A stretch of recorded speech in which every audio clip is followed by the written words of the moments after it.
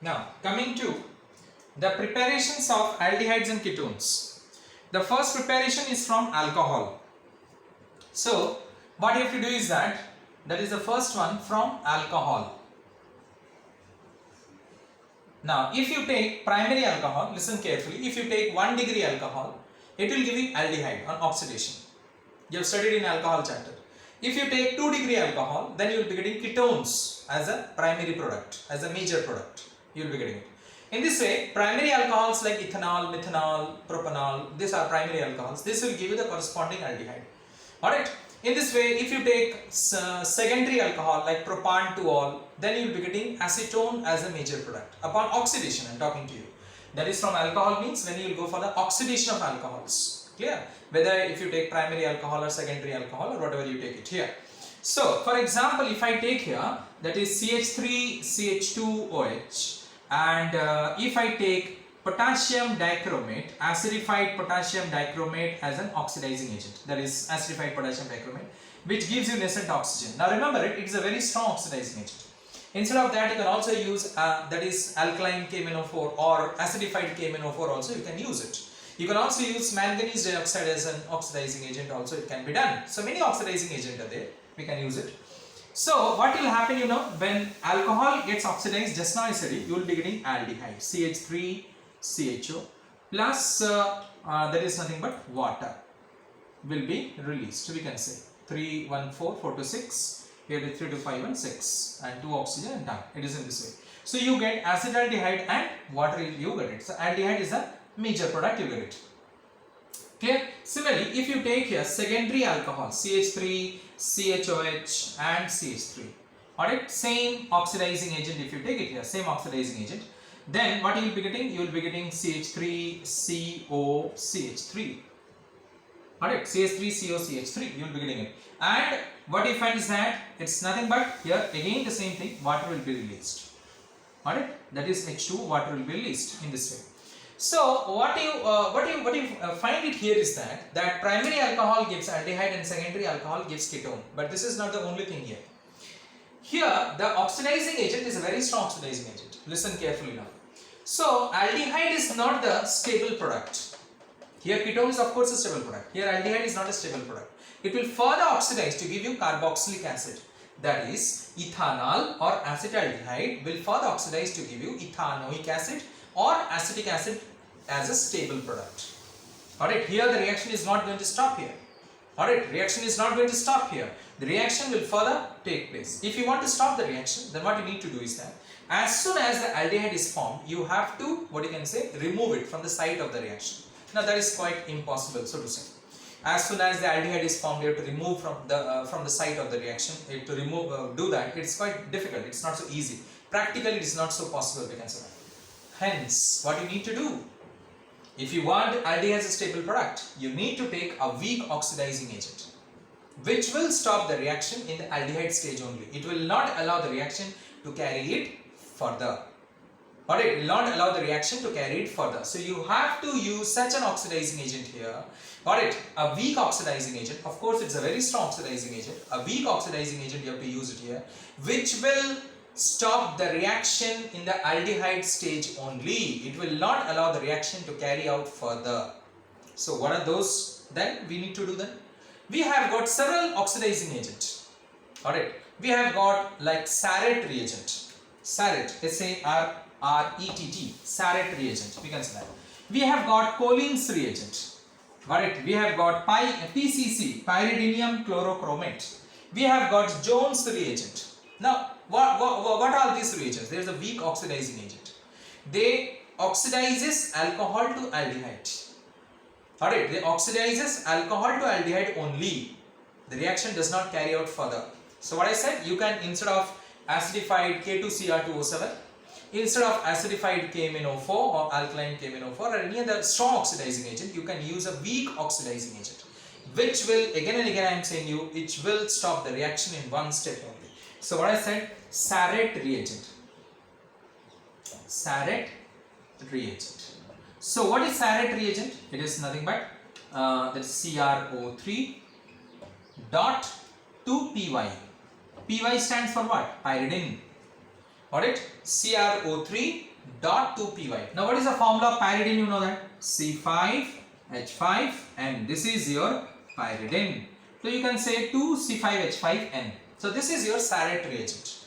Got it? So you will be using chromic oxide and this pyridine complex you will be using in the ratio of 1:2 and you will be preparing the reagent that is called the Sarret reagent. Got it? You will prepare it. But the major disadvantage of this particular process is that by using Sarret reagent is that pyridinium product is being formed as a secondary product. Got it? That is pyridinium product is being formed as a secondary product. So you may say, let it form, what is the problem? No, the problem is that the pyridinium product which is being formed, it is very difficult to remove from aldehyde. It is very difficult to remove that product which is being formed. Rather I should say, in the long run, this aldehyde becomes a minor product and this becomes a major product. For that reason, we don't use a Sarret reagent because with Sarret reagent, this difficulty is being involved. Of course, the reaction is not oxidized further to carboxylic acid, no doubt about it. The reaction stops in the aldehyde stage. But as I said you, the secondary product which is being formed, the pyridinium product which is being formed, so that makes the reaction difficult. We can say that it's very difficult to remove from the site of the reaction because, and in the long run that becomes a major product and aldehyde becomes a minor product. Then what is the solution to this? We can use Collins reagent. We can use Collins reagent, we can say that COLLIN, Collins reagent. Now Collins reagent is same thing, CrO3.2py in a medium, a solvent, that is nothing but CH2Cl2, methylene chloride. In methylene chloride we are using it as a solvent, we can say that is nothing but your Collins reagent, we can say that. In methylene chloride we are using it. Same thing, the same thing is, just a solvent is your methylene chloride. So by doing this, what you can say is that the secondary product is being reduced and we get aldehyde as a major product only. So this is your Collins reagent. Next is, we can also use PCC. PCC means pyridinium chlorochromate. Pyridinium chlorochromate. Now what is that? Pyridinium chlorochromate, same thing, CrO3.2py in HCl as a solvent. In HCl as a solvent, we can say that. Clear? That is said to be as PCC, pyridinium chlorochromate, we can say that. Fine. Now next is, we can also use Jones reagent. What I said? Jones, JONE'. Jones reagent. In Jones reagent we are using CrO3 in H2SO4 in acetone as a solvent. Chromic oxide in H2SO4 as acetone as a solvent, we can say that. Non-polar solvent, we can say that. Acetone we are taking as a solvent here. Clear? So now of course this acetone should be what you can say, the water should be added to it because we have to take the aqueous acetone. Of course acetone is non-polar, but the solvent here we will be using is acetone as a solvent in aqueous medium. Again I repeat, CrO3 in H2SO4 by using acetone as a solvent in aqueous medium, we can say that. Clear? So a lot of things are there. That is called as a Jones reagent, we can say that. All these reagents, whether Sarret reagent, Collins reagent, Jones reagent, PCC, what it does, they are all mild oxidizing agent. It stops the reaction in one step only. It does not allow the reaction to carry out further. That means it stops the reaction in the aldehyde stage only. It does not get oxidized further to what you can say acid, we can say that. So in this way, any of this reagent you can use it and you can convert alcohol to what you can say aldehyde. Otherwise, alcohol will be converted into acid if you take, that is acidified KMnO4 or acidified K2Cr2O7 as a reagent, we can say that. Clear? Now next is what you find is that we are preparing basically alcohol from where we are preparing. We are getting alcohol, we have read it in the previous chapter. We are getting it from the fermentation of glucose, fermentation of sugar. Alright, we are getting alcohol. So now one basic question is coming. I just recollected this particular question. It has been coming in your board exams also, it has come. That you can see the animals, they basically eat the fermented food, isn't it? The dogs and all those, the stray animals which are moving on the roads, they are basically eating the fermented food, isn't it? जो खाना जो खराब हो गया है, they are eating basically those particular food. So why they are not getting intoxicated? Because when you are eating the what you can say fermented food, basically we suffer from diarrhea, cholera, or what you can say when you are drinking alcohol, we suffer from intoxication. In large doses, it leads to death also, we can say that. Clear? So many things happens to the human beings. But when the wild animals or when the stray animals, when they are moving on the roads, they are taking this particular fermented food, they do not suffer from any intoxication. What is the reason behind it? What is the reason? A very one-line answer it is. Now, the reason is that is these animals, they have got ADH in their liver. ADH. What is that? It is nothing but alcohol dihydrogenase. Alcohol, that is dihydrogenase. We can say it's a one word, dihydrogenase. So alcohol dihydrogenase they are having in their liver, which converts the alcohol to aldehyde, alright, which prevents from any further intoxication. We can say that when they are taking the particular food, it converts the alcohol, the fermented food contains alcohol, it converts into what is that? That is nothing but aldehyde, which is a non what you can say intoxicating product. We can say that aldehyde does not cause intoxication. So hence they do not suffer from any sort of diseases or any sort of problem which human being suffers by taking alcohol or by taking fermented food. Got it? Very simple answer this one is. Fine. So now next is, we will see the next method, we will see it is that we will find it out. The other method is catalytic dehydrogenation of alcohol. Now this also you have done it in the alcohol chapter. Alright. Now in the previous equation what you have seen is that there are very chances that alcohol gets oxidized to acid. But when you are going for catalytic dehydrogenation, rather this method is being preferred. Instead of oxidation of alcohol, rather this method is being preferred to convert that is alcohol to aldehyde. Because here we do not get the any chance of converting the alcohol to acid. First of all, there is no chance of conversion of alcohol to acid. And the second thing is that the secondary product is minimum. So the primary product is maximum. So the yield of aldehyde or the ketones will be maximum. Alright, why this particular process is being preferred? Alright, you know this particular process, so then I will say you. For example, if you take CH3OH in presence of copper at 573 Kelvin, you recollect you have studied in that is in the previous chapter. So what I said you, catalytic dehydrogenation. Dehydrogenation means removal of hydrogen. See, hydrogen is being removed. Alright, so CH3OH. Clear? So if you remember it, I said you in this way to write the reaction. That is CH3, that CH2, then that is OH, or you can write OH here and this. So this hydrogen and this hydrogen is being released. I said you in this way, if you remember it. Alright, so this hydrogen is broken down. Alright, and what we get it, CH3CHO. That's it. So CH3CHO plus hydrogen is being released in this way. So this is called catalytic dehydrogenation. Here copper acts as a catalyst at temperature of 573 Kelvin. Same thing if you are taking secondary alcohol, isopropyl alcohol in the previous case, what you will be getting? You will be getting same thing, that is acetone and hydrogen. Same thing if you take secondary alcohol, CH3, then CHOH, and what you find is CH3.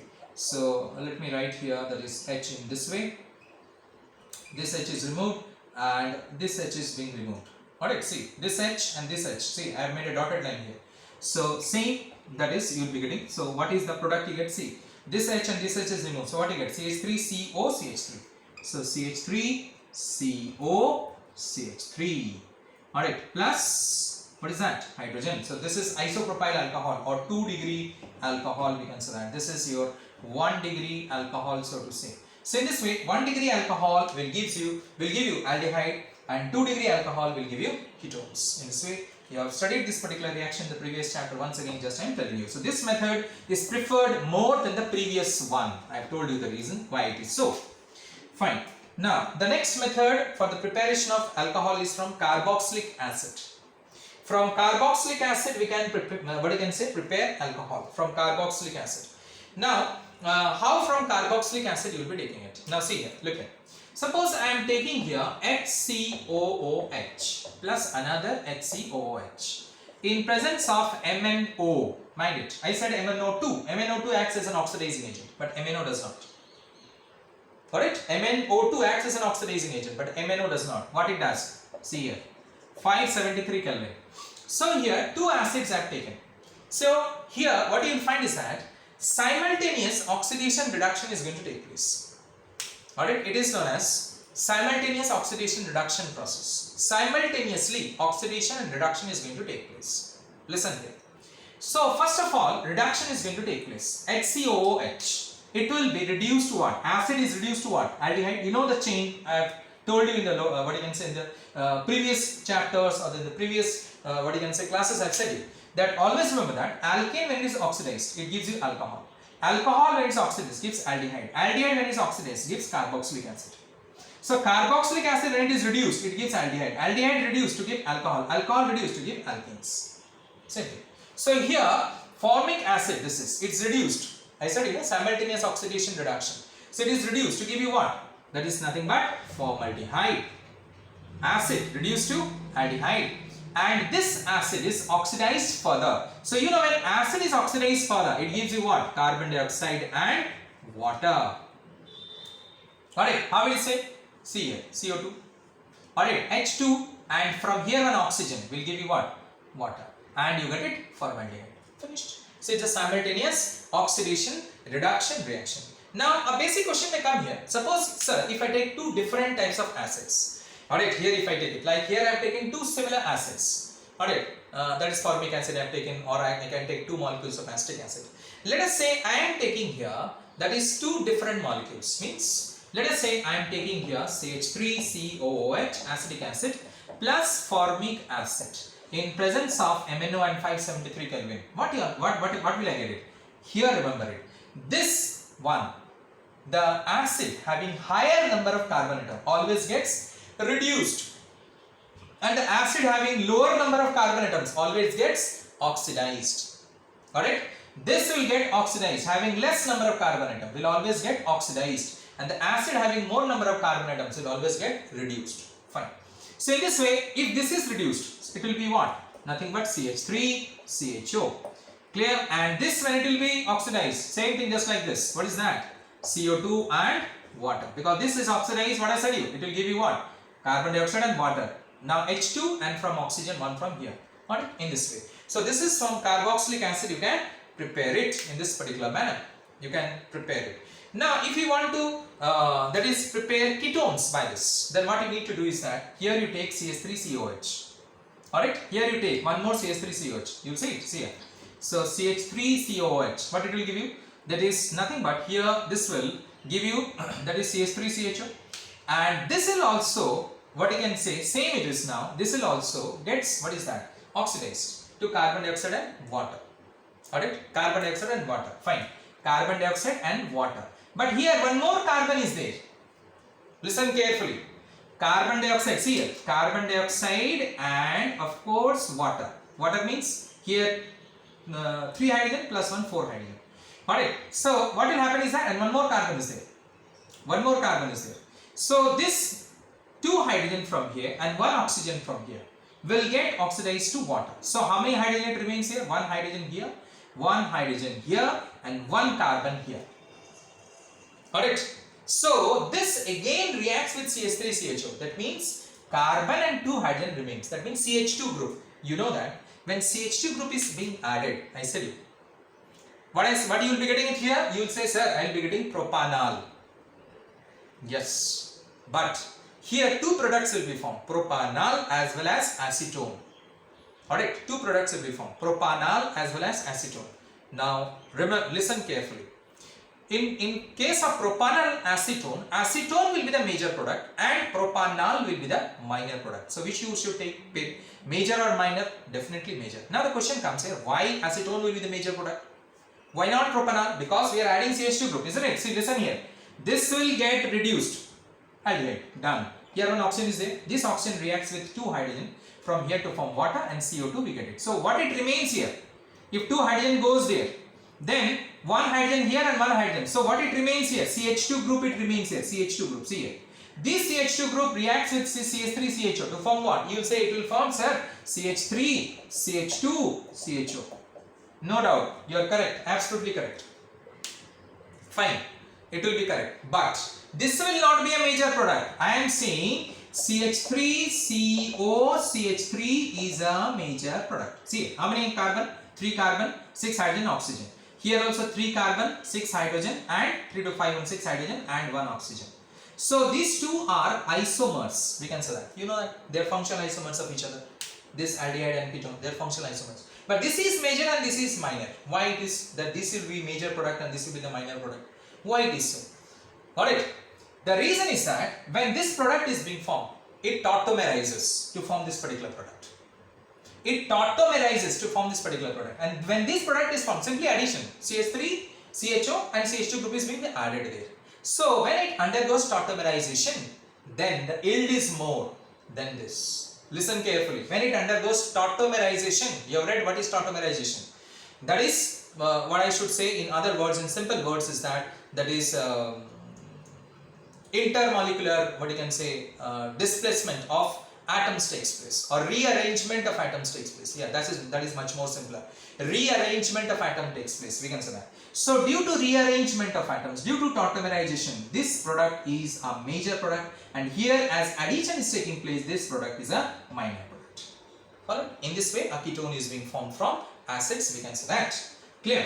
Fine. So in this way you can get it, that is ketones, aldehydes. In this way the three methods you have studied. Next method we will see in the next video.